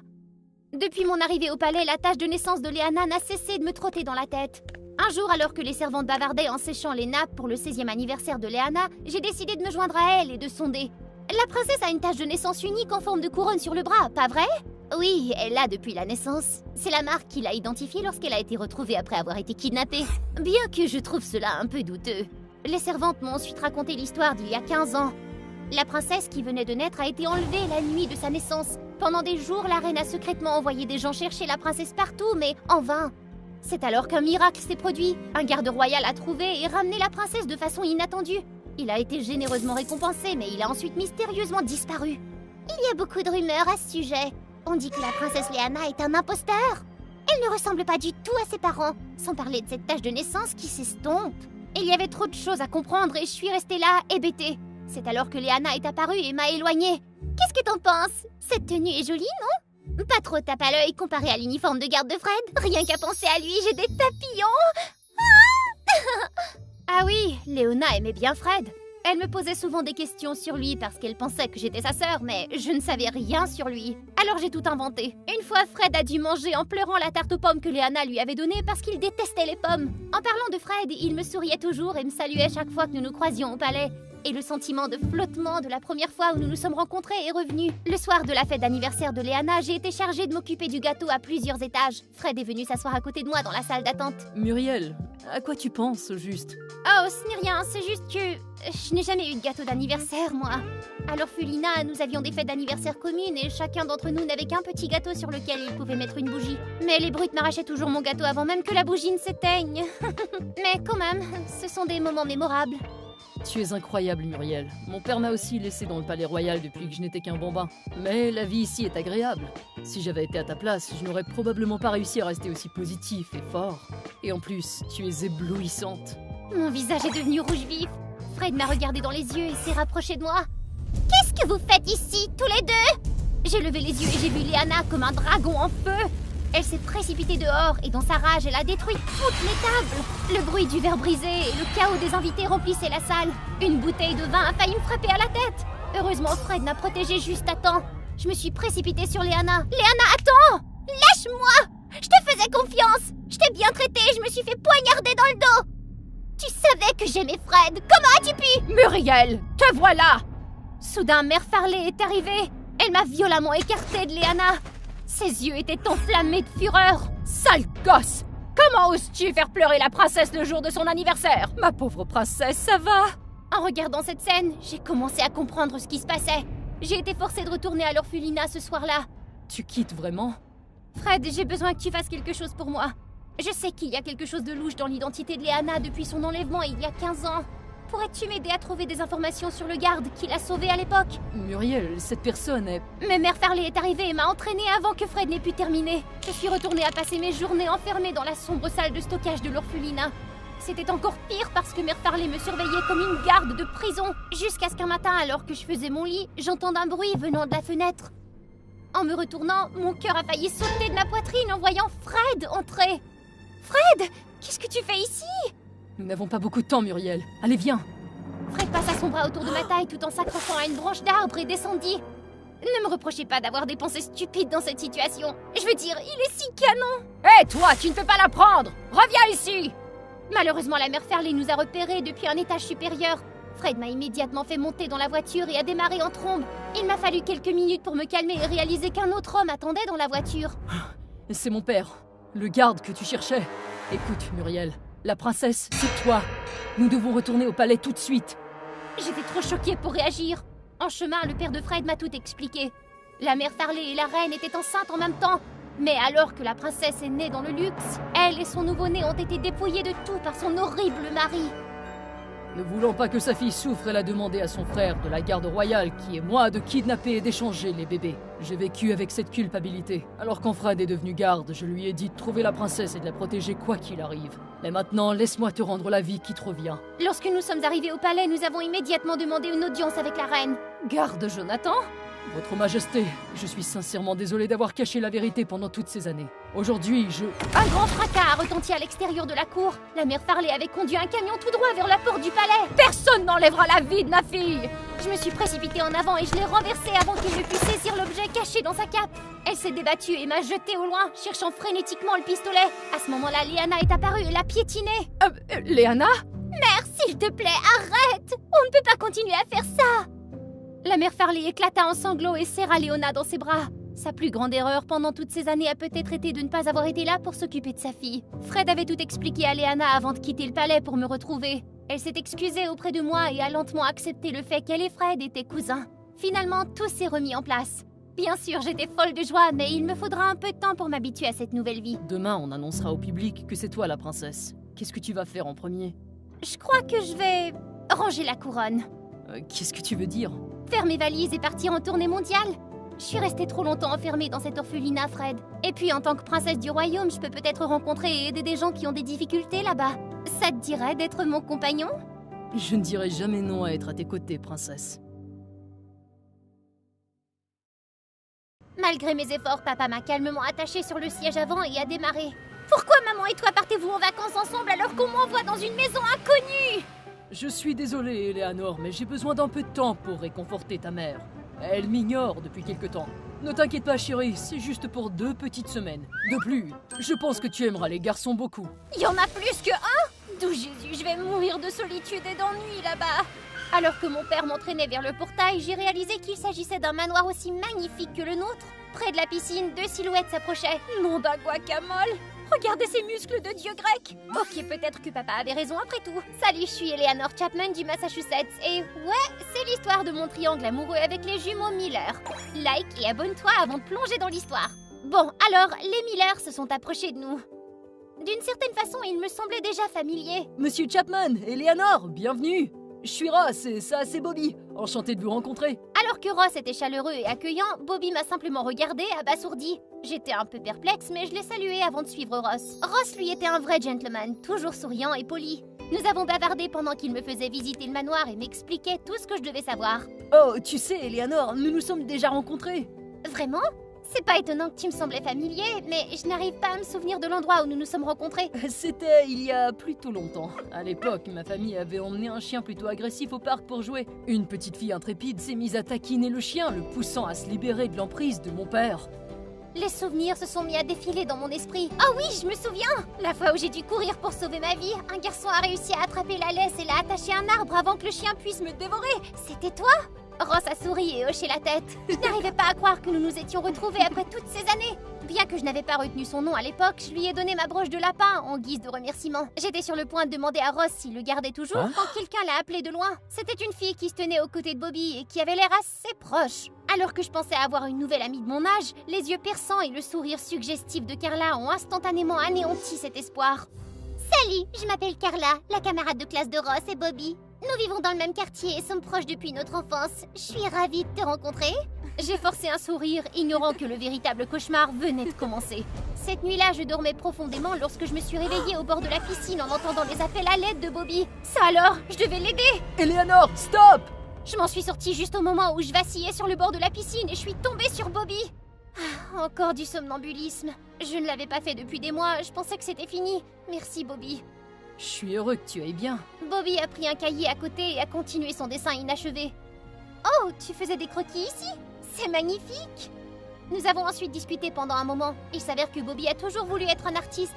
En le regardant dans les yeux, je pouvais voir à quel point il aimait dessiner. Malheureusement, il n'avait toujours pas convaincu ses parents de le laisser poursuivre ses rêves. N'abandonne pas pour autant, tes œuvres peuvent devenir des chefs-d'œuvre, tu sais. Si jamais tu organises une exposition d'art, je serai la première à obtenir un billet. Bobby s'est soudain tu et m'a regardé dans les yeux. Eleanor, tu ne te souviens vraiment de rien? Me souvenir de quoi? Juste pour ton info, j'ai une très mauvaise mémoire. Ce n'est que lorsque Ross m'a rappelé notre passé que je me suis souvenue de notre première rencontre. Et qu'est-ce qu'il a dit? Après que j'ai raconté toute l'histoire, Bobby s'est brusquement levé, visiblement bouleversé. Il m'a dit d'aller dormir et est parti rapidement dans sa chambre. Je me suis demandé si j'avais dit quelque chose de mal. Après avoir appris que j'allais rester 2 semaines, Carla nous a entourés presque 24 heures sur 24. Et s'est surtout accrochée à Bobby. Après ce qui s'était passé cette nuit-là, je me sentais un peu mal à l'aise avec lui. Alors j'ai gardé mes distances des tourtereaux et j'ai parlé davantage avec Ross. Mais c'est là que les choses se sont gâtées. Ross et Bobby étaient tout le temps à la gorge l'un de l'autre, et je ne l'imaginais pas. Ils le faisaient à cause de moi. Eleanor, c'est ce hachis parmentier chaud. Non, tu te sentiras ballonné. Tiens, c'est ce burrito que j'ai fait. Et un burrito ne la fera pas se sentir ballonnée. D'accord, ça suffit. Je vais juste prendre des céréales, ça va? Quand ils m'ont vu essayer d'attraper la boîte de céréales sur l'étagère du haut, ils se sont tous les deux étirés en même temps, essayant de l'attraper. La boîte s'est ouverte et une pluie de céréales s'est abattue sur moi. Les choses se sont empirées lors de notre partie de golf le lendemain. Carla a proposé que nous nous séparions en équipe et que nous comptions les points, l'équipe perdante devant ramasser toutes les balles de golf pour le reste de la journée. Elle était avec Bobby, alors j'ai dû aller avec Ross. Honnêtement, je n'étais pas douée pour le golf, alors Ross devait me guider. Mais à chaque fois qu'il s'approchait, je sentais le regard électrique de Bobby. Je n'avais jamais été aussi tendue. J'ai pris une grande inspiration, frappé la balle de toutes mes forces, mais malheureusement la balle n'est pas entrée dans le trou et je me suis foulé la cheville. Oh non, ça va? Oh, notre nouvelle amie n'est pas très douée pour ça, hein? Elle doit vraiment aimer ramasser les balles. Ross et moi nous sommes préparés à commencer à ramasser les balles, mais il s'est passé quelque chose d'incroyable. Bobby n'arrêtait pas de rater les coups suivants. Tout le monde était stupéfait car il était habituellement un pro au golf. Au dernier tour, grâce à un coup miraculeux de ma part, notre équipe a gagné. Après le match, je me suis acheté une boisson dans un distributeur automatique, mais il s'est bloqué. Bobby est apparu et m'a sauvée, ouvrant même la bouteille pour moi. Merci, Bobby. À propos du jeu précédent, as-tu fait exprès de perdre? Tu as dû le faire. J'ai entendu dire que tu étais très bon au golf. C'est mieux que de laisser une fille avec une entorse à la cheville ramasser les balles. Comment ça va maintenant? Le regard inquiet de Bobby a fait bondir mon cœur. Je me suis rapidement détournée à travers la vitre du distributeur. J'ai accidentellement vu mon visage rougir. Mais les choses ont empiré quand Carla m'a prise à part, furieuse. Écoute-moi, ne t'approche pas de Bobby. Il est à moi. Comment tu peux flirter avec les deux espèces de sorcières? Excuse-moi, fais attention à ce que tu dis. Au cas où tu ne le savais pas, Bobby et moi sommes fiancés. C'est un arrangement entre nos familles depuis des années, alors ne pense pas pouvoir changer quoi que ce soit, tu m'entends? Oh non, j'avais remarqué que les jumeaux Miller me prêtaient plus d'attention que d'habitude, mais Ross était juste gentil pour me mettre à l'aise dans un endroit inconnu. Et pour Bobby, est-ce qu'il pourrait vraiment m'aimer? Non, qu'est-ce qui m'a pris? 14 jours ont passé très vite. La famille Miller a décidé d'organiser une fête avant que je ne doive rentrer chez moi. Ils ont même fait appel à un service d'essayage privé et m'ont laissé choisir ma robe préférée. Lorsque j'ai enfilé une robe qui me plaisait et que je m'apprêtais à demander l'avis de l'assistante, j'ai été choquée de voir Ross et Bobby assis là. Ils avaient tous les deux l'air stupéfaits quand ils m'ont vue. Tu es magnifique! Ross s'est approché de moi et m'a mis les cheveux derrière l'oreille, tandis que Bobby m'a jeté un regard noir. Pour ne rien arranger, l'assistante a jeté l'huile sur le feu. Quel joli couple! Vous êtes superbes ensemble! J'allais la corriger, mais je me suis souvenue des paroles de Carla. Peut-être que laisser Bobby se méprendre était une bonne idée. Carla n'aurait plus de raison de douter de moi. Le soir de la fête, je traînais avec Ross, tandis que Carla s'accrochait à Bobby comme à l'habitude. Même si Ross était très gentil et s'occupait bien de moi, je ne pouvais m'empêcher de jeter un regard à son frère. Alors que la fête battait son plein, Ross m'a entraînée dans un couloir tranquille. Depuis notre première rencontre, je n'ai pas cessé de m'intéresser à toi, tu sais. Je t'aime bien, Eleanor. Est-ce que tu m'aimes aussi? Même si je m'en doutais, j'ai été surprise. Écoute, Merci beaucoup, Ross, mais je suis désolée. Est-ce qu'on peut... À ce moment-là, j'ai aperçu Bobby et Carla au bout du couloir. Elles se penchaient sur lui et puis ils se sont embrassés. J'ai eu l'impression qu'un tsunami se déchaînait sur moi. Eleanor? Désolée, Ross, il faut que j'y aille. Je me suis dirigée vers Bobby et Carla, mais un gâteau m'est arrivé en pleine figure. Immédiatement après, quelqu'un m'a aspergé de vin. C'était les amis de Carla. Sorcière qui flirte avec les petites amies des autres. Quelle impudence! Vivre avec deux garçons bizarres et ne pas se sentir gênée, et flirter avec les deux. Mon visage brûlait d'embarras et de colère. L'une des filles s'apprêtait à me frapper, mais Bobby l'a arrêtée juste à temps. Assez, arrête! Comment oses-tu faire ceci dans ma propre maison? J'ai regardé Bobby, les yeux pleins de larmes. Il a tendu la main, mais je me suis levée toute seule et j'ai marché droit vers Ross. Ce moment m'a fait comprendre que j'étais amoureuse de Bobby. Mais la cruelle vérité était qu'il allait épouser quelqu'un d'autre et que je venais de refuser quelqu'un qui m'aimait bien. Quelle idiote! Si j'avais su cela, j'aurais insisté pour ne pas rester ici. Après ce jour, Bobby a essayé de me parler plusieurs fois, mais j'ai gardé mes distances. La date de mon départ approchait à grands pas et je devais garder mon calme jusqu'à ce moment-là. Un soir, la famille Miller et moi nous sommes retrouvés autour de la table. Le dîner se passait bien jusqu'à ce que Monsieur Miller parle de l'héritage de la société et Ross et Bobby ont commencé à se disputer. Pourquoi faut-il toujours que tu fasses semblant d'être exceptionnel? Oh, c'est tout ce qui te vient à l'esprit? Peut-être que si tu te concentrais davantage sur tes études et notre entreprise, au lieu de dessiner, tu comprendrais de quoi je parle. Ross a clairement dépassé les bornes. Le visage de Bobby s'est assombri immédiatement. Il s'élança sur Ross, provoquant une panique. La moitié de la vaisselle sur la table s'est brisée et Monsieur Miller a dû intervenir pour les séparer. Bobby est parti en colère. C'était le chaos. Un peu plus tard, Ross est venu s'excuser. Désolé d'avoir gâché ton dîner, Eleanor. La personne à qui tu dois des excuses n'est pas moi. Tu sais que tu n'aurais pas dû dire ça à ton frère, n'est-ce pas? Ouais, tu as raison. J'ai perdu mon sang-froid. Puis Ross m'a raconté l'histoire entre les deux frères. Depuis qu'ils étaient très jeunes, leur père les a toujours encouragés à se battre pour devenir les meilleurs. Ross excellait dans les études et avait un don pour les affaires. C'est pourquoi Monsieur Miller l'a choisi pour hériter de l'entreprise. Bobby, quant à lui, était passionné d'art et rêvassait toujours. Ce qui a poussé Monsieur Miller à être encore plus strict avec lui et ne pas l'apprécier autant que Ross. Il n'était pas étonnant que j'ai toujours senti que quelque chose n'allait pas. Ils n'étaient pas proches l'un de l'autre comme des jumeaux typiques. Ross m'a dit qu'il ne voulait pas se disputer avec Bobby, mais qu'il était difficile pour eux de se comprendre maintenant. Ce soir-là, j'ai décidé d'essayer de parler à Bobby. Bobby, est-ce que ça va? Ross m'a parlé de vous deux et je comprends. Si tu es ici pour le défendre, tu peux t'en aller. Je ne veux rien entendre. Mais je crois que tu comprends, Bobby. Après tout, Ross et toi êtes frères jumeaux. Arrête! Tout le monde est toujours de son côté. Tu aimes Ross aussi, n'est-ce pas? Tu me prends de haut, tout comme mon père. Comment peux-tu dire ça, Bobby? J'étais tellement déçue que j'ai fondu en larmes et je me suis enfuie. Le lendemain, mon père est venu me chercher pour me ramener à la maison. Je n'ai revu les jumeaux que 2 mois plus tard, lorsque Ross m'a soudain contacté et m'a demandé de le rencontrer dans un café de toute urgence. Bobby va étudier l'art au Japon. Il a convaincu nos parents. Vraiment? C'est génial! Eh bien, il y a autre chose? Je suis désolée, mais je t'ai menti. Tu te souviens du chien agressif de notre première rencontre? J'étais là, mais celui qui t'a sauvé, c'était Bobby. Il a aussi découvert que Carla avait inventé l'histoire des fiançailles et il était furieux. Ils ne sont pas fiancés. Bobby s'est toujours soucié de toi, Eleanor. J'étais tellement choquée que je n'ai pu que rester silencieuse. Après avoir rencontré Ross, j'ai su que je devais lui faire part de mes sentiments avant qu'il ne soit trop tard. L'aéroport était bondé, mais il n'était pas difficile de repérer Bobby près de la zone d'enregistrement. L'épingle de lapin était sur sa poitrine. Eleanor, qu'est-ce que tu fais? J'ai embrassé Bobby avant qu'il ne puisse terminer. Je t'aime, Bobby. Je t'aime depuis longtemps. Désolée de ne pas m'être souvenue de tout du début. Je suis désolée aussi d'avoir été aussi dur avec toi. J'aurais dû être honnête avec toi dès le début au lieu de rester silencieux comme je l'ai fait. Eleanor, je t'aime aussi. Veux-tu attendre ma première exposition? Oui, j'en serais ravie.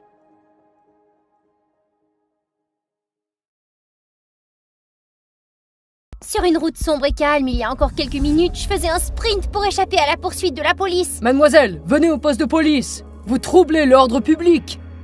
Je suis désolée! Derrière moi, il y avait une autre foule de personnes qui brandissaient des appareils photo et essayaient de flasher autant de photos de moi que possible. Ne me dis pas que tu la reconnais pas, c'est la célèbre Ariana Grande! Ariana, ton album Eternal Sunshine est entré dans l'histoire! Hey, je peux avoir une photo ou un autographe? Je suis un grand fan! J'essayais de me couvrir le visage et de m'éclipser de la foule. Désolée, je peux pas m'arrêter pour faire des selfies pour l'instant. Juste pour clarifier, je n'étais pas impolie avec mes fans ou en train de résister à la police. C'est parce que je ne suis pas Ariana Grande. En fait, mon vrai nom est Florence. Et ça, c'est la vraie moi. J'adore le noir, j'apprécie le calme et j'aime bien être seule. Je suis le style gothique depuis plus de 5 ans. Et cela me convient parfaitement. Sauf que beaucoup de camarades à l'école me traitaient de bizarre. Peu importe, de toute façon je ne voulais pas être amie avec eux. À l'âge de 16 ans, je me suis liée d'amitié avec Sabrina, une fille gothique bavarde en herbe. À la même époque, j'ai eu mon premier coup de foudre pour un élève de la classe supérieure, Ian. Il était drôle, amical et incroyablement beau.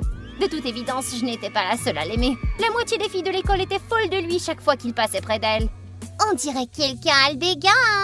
Qu'est-ce que tu racontes? Arrête de me taquiner. Ouais, c'est ça. Même si c'est qu'une blague, elle est pathétique. Regarde-toi.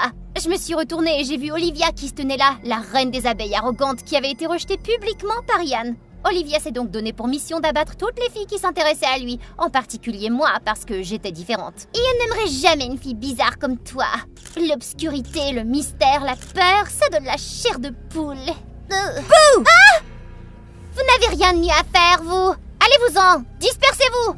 Olivia lança un regard noir à Sabrina qui s'éloigna en se pavanant. Elle n'était bonne qu'à rabaisser les autres pour se mettre au centre de l'attention. Mais si quelqu'un lui tenait tête, elle s'enfuyait comme un chiot effrayé. J'avais de la chance d'avoir Sabrina comme amie.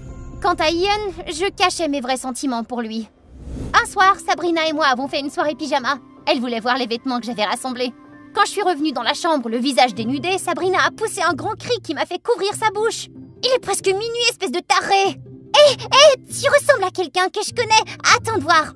Elle me fourre son téléphone dans la figure et le filtre TikTok fait défiler différents visages d'idoles avant de s'arrêter sur Ariana Grande. Oh mon Dieu, pas étonnant que tu me sois familière. Même Lia reconnaît que tu ressembles à Ariana. Ouais, en quelque sorte. Et alors? Ça veut dire qu'on va pouvoir s'amuser. Essaie de faire un dos 6 comme elle.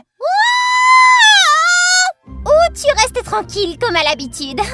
Sabrina n'arrêtait pas de me donner des claques dans le dos tout en riant de façon hystérique. Elle m'a dit de rester assise et de me taire. Du maquillage aux cheveux, passant par les vêtements, je me suis regardée dans le miroir et j'ai été choquée. C'était comme voir Ariana Grande devant moi. Sabrina a sorti son téléphone et a commencé à prendre des photos. Même si je n'étais pas habituée à ce style féminin, j'ai essayé de poser en suivant ses instructions. Super! Mais ça en ligne et tout le monde le croira. Quelle devrait être la légende? J'ai rencontré Ariana dans la vraie vie. Nous avons ri de notre innocente plaisanterie à l'époque, sans savoir que la photo déclencherait le pire cauchemar de ma vie. À 3h du matin, Sabrina m'a réveillée en poussant un cri perçant. Elle n'arrivait pas à parler et tenait son téléphone vers moi en tremblant. Hein, quoi? La photo que nous avons postée il y a quelques heures avait reçu une quantité folle d'interactions, de likes et de commentaires. Sabrina et moi avons lu des milliers de commentaires sur notre photo. Certaines personnes étaient sceptiques, mais la plupart ont exprimé leur admiration d'avoir rencontré la vraie Ariana. Sabrina a profité de l'occasion pour se vanter auprès de ses camarades, affirmant qu'elle était une amie proche de la célébrité, qu'elle avait dîné avec elle et qu'elle avait même dormi chez elle. Je me suis couvert la bouche riant car je trouvais ça ridicule. Quoi, c'est vrai, j'ai réellement dormi chez elle? Si tu gardes ce maquillage pendant que tu dors? Parmi les milliers de commentaires, j'en ai remarqué un de Ian, le garçon que j'aimais de l'école. Mon premier coup de foudre, j'aimerais tant te rencontrer un jour. Ce commentaire a déclenché une idée folle que j'ai mise à exécution. Ce soir-là, je me suis déguisée en Ariana et j'ai erré dans la maison d'Ian. En prenant une grande inspiration, j'ai frappé à la porte. Ian l'a ouvert, ses yeux se sont écarquillés et il a bégayé. Ariana, chez moi? J'ai essayé de garder ma voix calme et afficher un sourire doux. Salut, je sais que ça a l'air fou, mais j'avais un concert à côté et ma voiture est tombée en panne. Est-ce que je peux rester ici jusqu'à ce que mon chauffeur arrive? Ian était encore tout étourdi de ce moment surréaliste, hochant inconsciemment la tête. Ouais, waouh, c'est vraiment incroyable. Je suis entrée dans sa maison et je me suis assise sur le canapé, nerveuse à l'idée d'être aussi proche de mon béguin. En attrapant un verre d'eau, je l'ai accidentellement renversé sur la table. Pendant un instant, nos mains se sont touchées et je n'ai pas pu cacher mon rougissement sous l'épais maquillage. Ian, quant à lui, était aux anges. Je ne laverai plus jamais cette main. J'ai ri de son commentaire mignon. Nous avons fini par discuter joyeusement pendant des heures. À partir de ce jour, j'ai été Florence le jour, la fille bizarre que personne ne connaissait. Et le soir, je devenais Ariana et Sabrina me traînait à toutes sortes de fêtes. Je me suis habituée au bruit et au chaos de ces fêtes animées avec les gens qui m'entouraient, me couvraient de compliments et me réservaient un traitement VIP. Sabrina, elle aussi, se prélassait dans la gloire reflétée en balançant un mocktail. Tu vois, n'était-ce pas extraordinaire d'être aimée par tout le monde? J'ai vu mon reflet dans le verre brillant. Le visage que je connaissais n'était plus là. Mais étais-je vraiment heureuse? Soudain, une main m'a attrapé le bras. J'ai paniqué en réalisant qu'il s'agissait d'Olivia. J'ai dégluti difficilement, pensant que j'étais fichue. Est-ce que je peux prendre un selfie? Oh, j'ai trop réfléchi. Vivre dans la peur constante allait me faire vieillir. Mais avant que je puisse répondre, Sabrina est intervenue. Bas les pattes, Olivia. Je pense que tu ne devrais pas être ici. C'est quoi ton problème? C'est juste un selfie. Sabrina, en colère, a poussé Olivia au sol. Mon problème, c'est toi. Tu as assez malmené Florence. Ne t'approche pas d'elle. Les yeux d'Olivia se sont écarquillés sous le choc et la foule a chuchoté. Mon cœur battait la chamade, sachant que les choses devenaient incontrôlables. Sabrina s'est rendue compte de son erreur. Je veux dire, tu as intimidé Florence à l'école et ne pense pas que tu peux faire la même chose à une autre personne. Des regards pleins de jugement se sont tournés vers Olivia, la forçant à partir en colère. Mais plus tard, je l'ai aperçue assise tranquillement dans un coin. Cette image m'a fait penser à moi. Juste un selfie, d'accord ? Olivia a essuyé ses larmes en levant ses yeux vers moi. Je n'aurais jamais cru que la fille toujours sûre d'elle puisse être aussi vulnérable. Je voudrais tellement être une célébrité, d'être le centre d'attention comme toi. Parfois, d'être personne est aussi intéressant. Moins de pression, moins d'attente, tu sais. Comme cette fille, Florence, celle dont Sabrina a parlé. Et rabaisser les autres pour s'élever soi-même, ça ne fait que créer plus de douleur. Ça ne te rend pas meilleur. Je suis partie laissant Olivia là.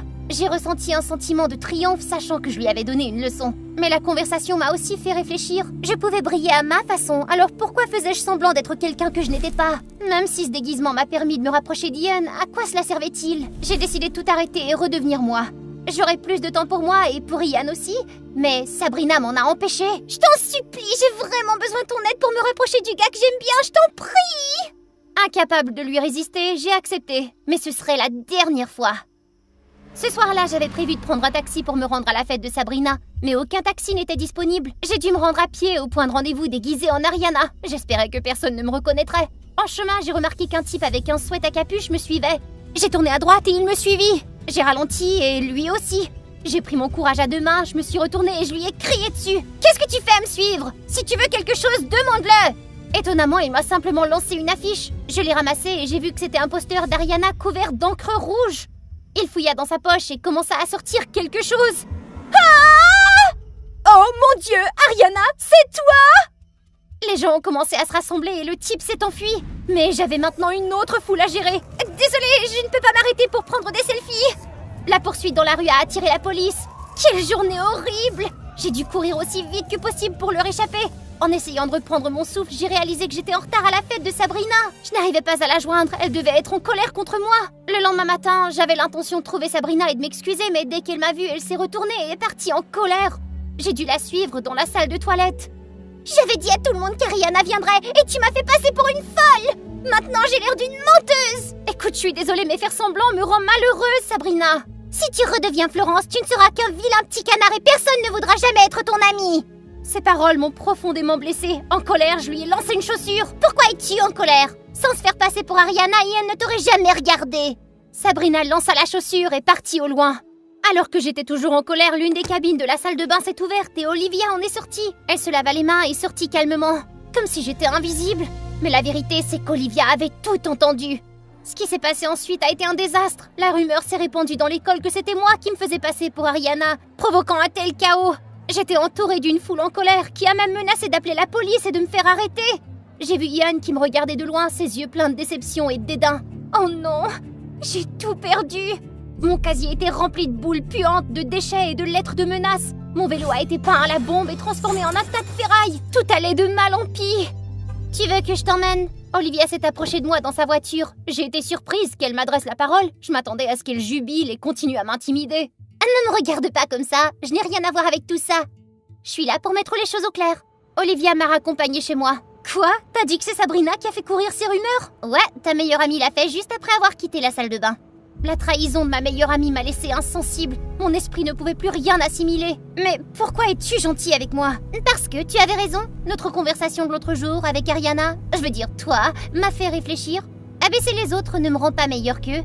Et crois-moi, Sabrina ne se sent pas bien non plus de te faire ça. Ce soir-là, en rentrant chez moi, je me suis affirmée en tant que la vraie moi.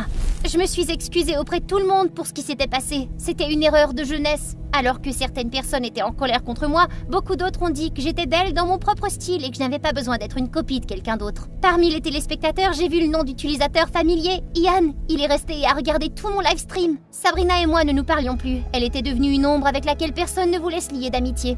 Même si c'est elle qui a causé tout cela, je ne lui en voulais pas. Olivia a cessé d'être arrogante à l'école et a commencé à être gentille. J'évitais Ian partout. J'avais l'impression de ne pas avoir le courage de m'excuser directement auprès de lui.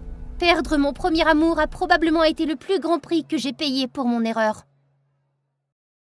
Bonjour, mon nom est Alex. Depuis 22 ans, je suis enceinte de mon frère jumeau sans même m'en rendre compte. Si vous pensez que c'est fou, Alors non. Ce n'est même pas la pire chose que j'ai vécue. J'ai grandi dans une famille pauvre. Mon père est décédé d'un cancer quand j'étais très jeune. Ma mère seule m'a élevé et s'est occupée de tout dans la famille. Elle a dû travailler très dur. Pour m'assurer que j'allais dans une bonne école, ma mère devait faire 2 à 3 emplois en même temps. Elle rentrait toujours tard le soir et avait l'air très fatiguée. Mais elle ne s'en est jamais plainte. La seule chose qu'elle me demandait, c'était d'avoir de bons résultats scolaires. Par conséquent, j'ai toujours fait de bien étudier mon objectif le plus important. Et ce travail acharné a porté ses fruits lorsque j'ai réussi l'examen d'entrée dans une université prestigieuse. De plus, grâce à ma réputation d'études impressionnantes, je suis devenu le petit ami de Linda. C'était une jolie et douce dame qui était aussi la petite fille de mon directeur.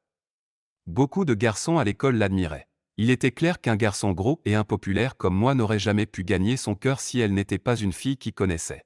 Linda et moi avons commencé à sortir ensemble au cours de notre première année d'université et notre histoire d'amour s'est bien passée. Mon travail scolaire était surchargé à la fin de la 2e année.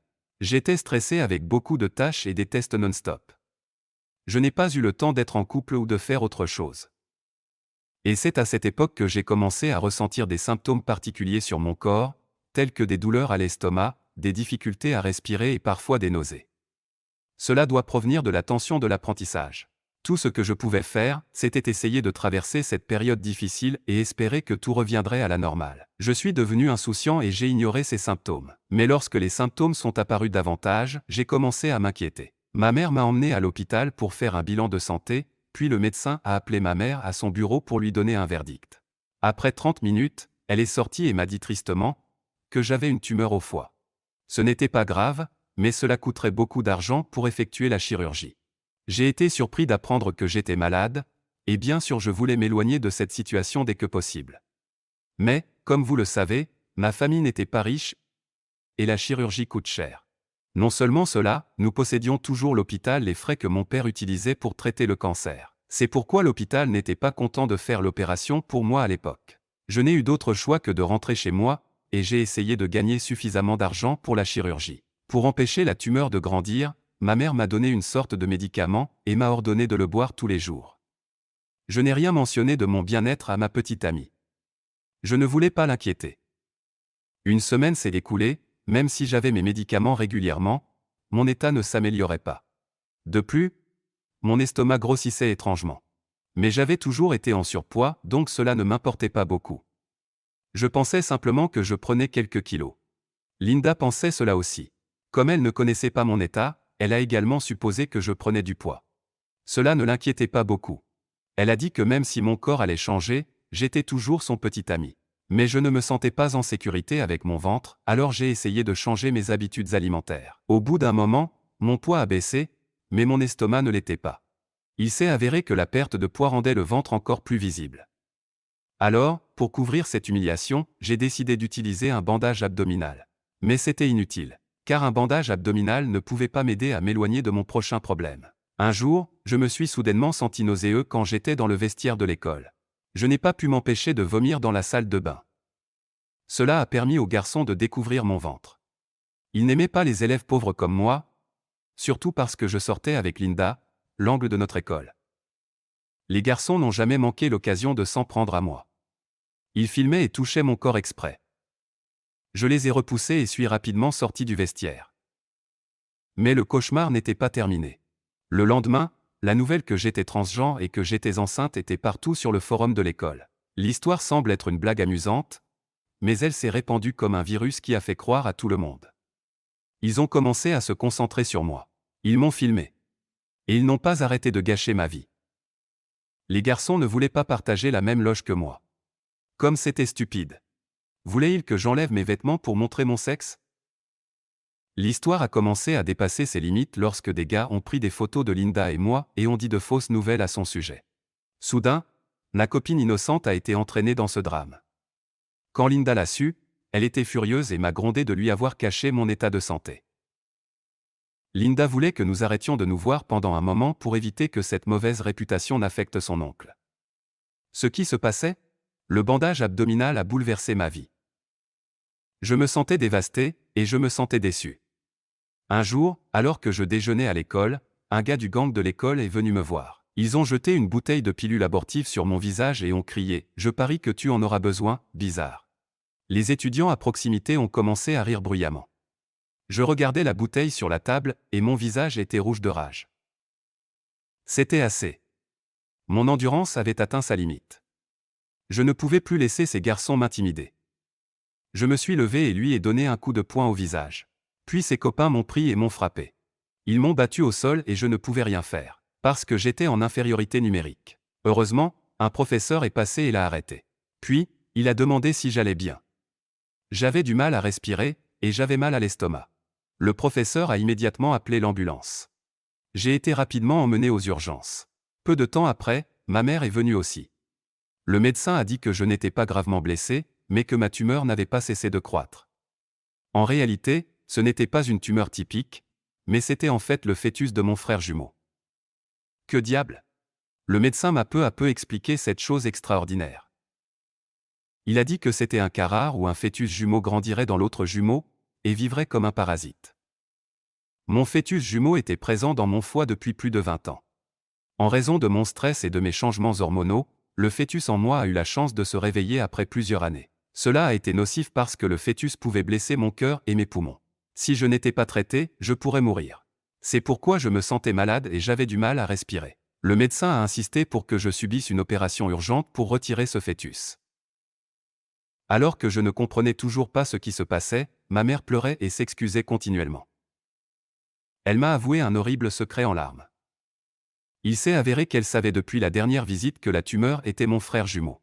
Elle a tellement aimé, ça qu'elle a choisi, de ne pas me faire opérer, parce qu'elle voulait garder le garçon. Les pilules qu'elle m'a données n'étaient pas pour traiter la tumeur, mais c'étaient des vitamines enceintes. Mais elle ne savait pas que garder le fœtus me tuerait. J'ai été déçu et j'ai demandé à ma mère pourquoi elle ne m'avait rien dit depuis le début.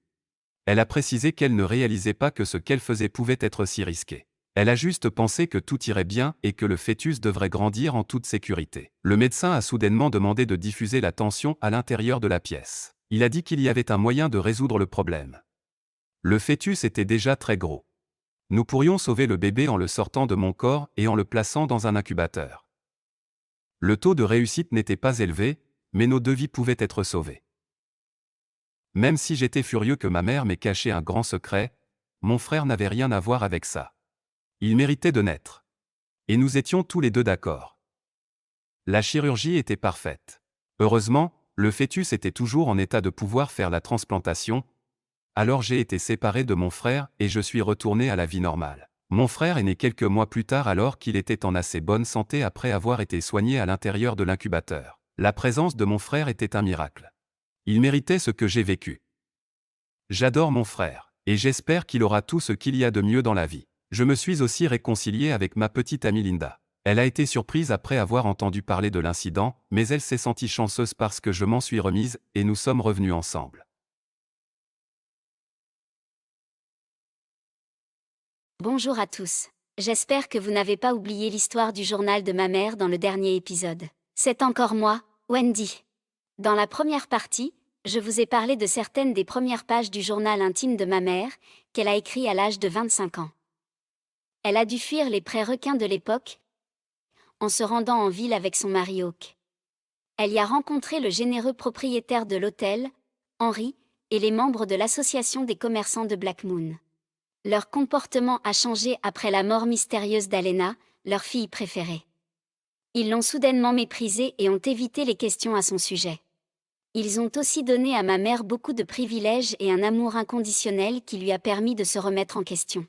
Mais ma mère a cru qu'il était des gens, bien lorsqu'ils l'ont aidé à réaliser le rêve qu'elle caressait depuis longtemps, se marier et avoir tous les frais d'accouchement couverts.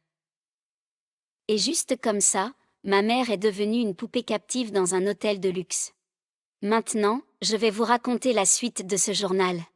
Peu de temps après le mariage, mon mari a dit qu'il était temps d'avoir un enfant, ce qu'il n'avait jamais voulu auparavant. Hawk était seulement intéressé à faire de l'argent et a toujours évité le sujet des enfants. Mais dernièrement, Hawk a commencé à s'occuper davantage de moi. Chaque soir avant de se coucher, il m'apportait une tasse de lait chaud. J'étais profondément émue. Était-ce parce que grâce de la Black Moon, il n'avait plus à se soucier de l'argent, et était donc devenu un meilleur mari? Mais depuis, Je me sentais souvent très fatiguée au réveil le matin. Mon mari et tout le monde m'ont rassurée en me disant que c'était peut-être dû au stress. J'étais quelque peu rassurée. Peu de temps après, je me suis retrouvée avec des symptômes inhabituels, et j'ai été folle de joie lorsque j'ai appris que j'étais enceinte. Non seulement mon mari était heureux, mais tous les membres de la Black Moon l'étaient aussi. Ils ont dit qu'il attendait ce bébé, depuis longtemps. Lorsque la nouvelle de ma grossesse s'est répandue, les gens ont pris encore plus soin de moi. Ils m'ont donné beaucoup d'aliments nutritifs. Mais il est étrange que ma santé se soit progressivement détériorée. Depuis que je suis enceinte, chaque nuit, je suis hantée par le rêve de la fille d'Henri, Alena, qui apparaît devant ma fenêtre. Elle ne cessait de répéter la phrase « Votre enfant va gâcher votre vie », comme elle me l'a dit avant de mourir. Je fus terrifiée, et les changements qui accompagnaient la grossesse m'épuisaient encore plus. Finalement, j'ai parlé de mon rêve aux membres de Black Moon. Ils ont affirmé que la pièce était hantée par Alena, et qu'elle ne voulait que du mal au bébé. Ils ont alors commencé un exorcisme pour chasser l'esprit d'Alena de la pièce. Immédiatement après l'exorcisme, je suis passée par hasard devant la salle de conférence, et j'ai entendu les choses horribles dont parlaient les Black Moon et mon mari.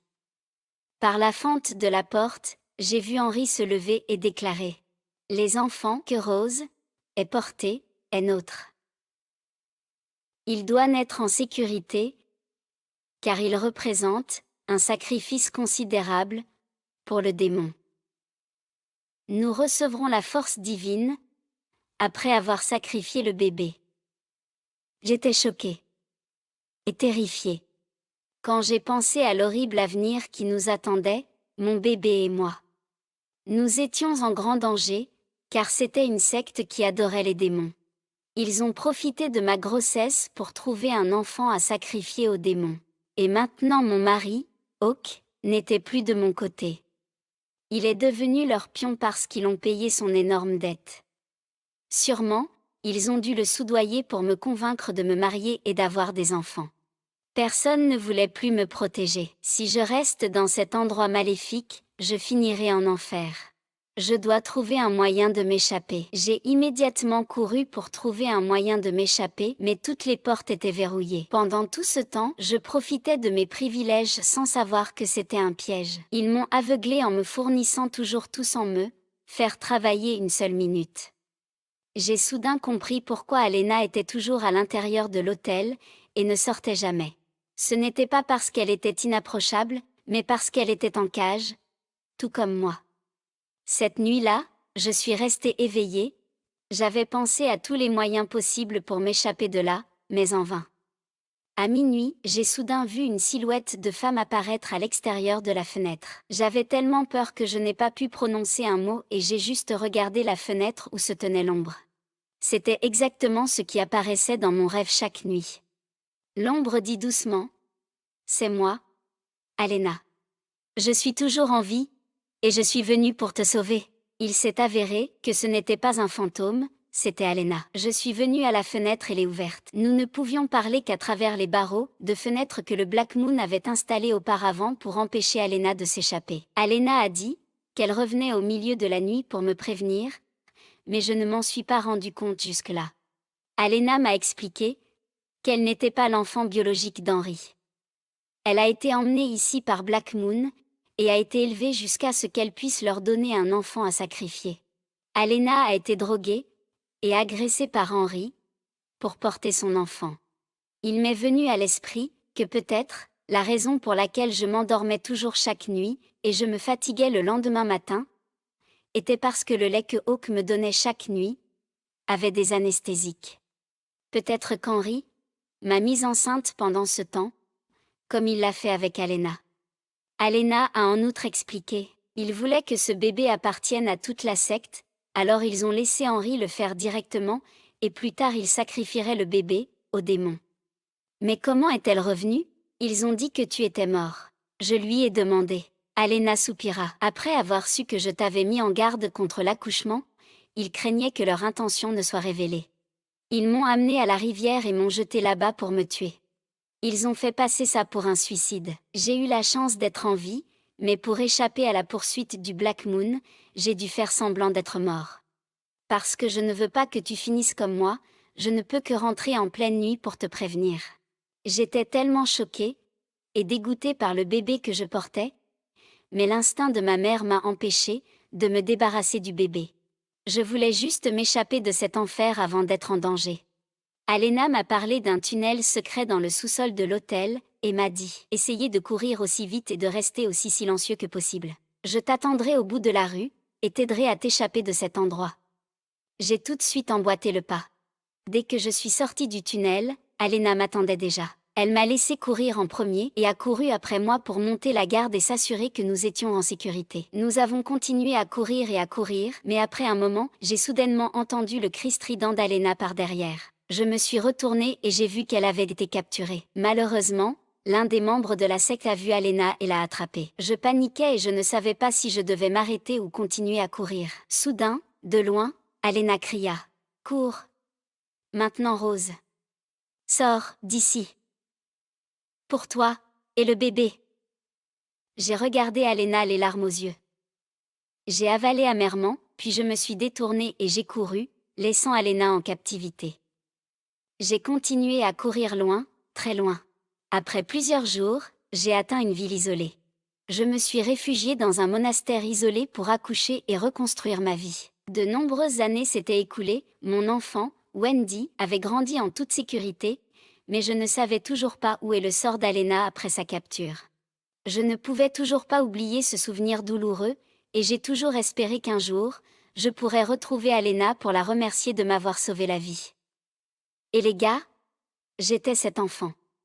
Ma mère, Rose, est malheureusement décédée à 65 ans des suites d'une maladie. Elle n'a pas pu réaliser son souhait de retrouver Alena. Avant de mourir, elle m'a laissé ce journal. Le fanatisme de cultes inhumains comme Black Moon avait utilisé et détruit des femmes fragiles comme ma mère et Alena. J'espère que dans ce monde moderne, il n'y aura pas de place pour de telles associations maléfiques et activités cruelles.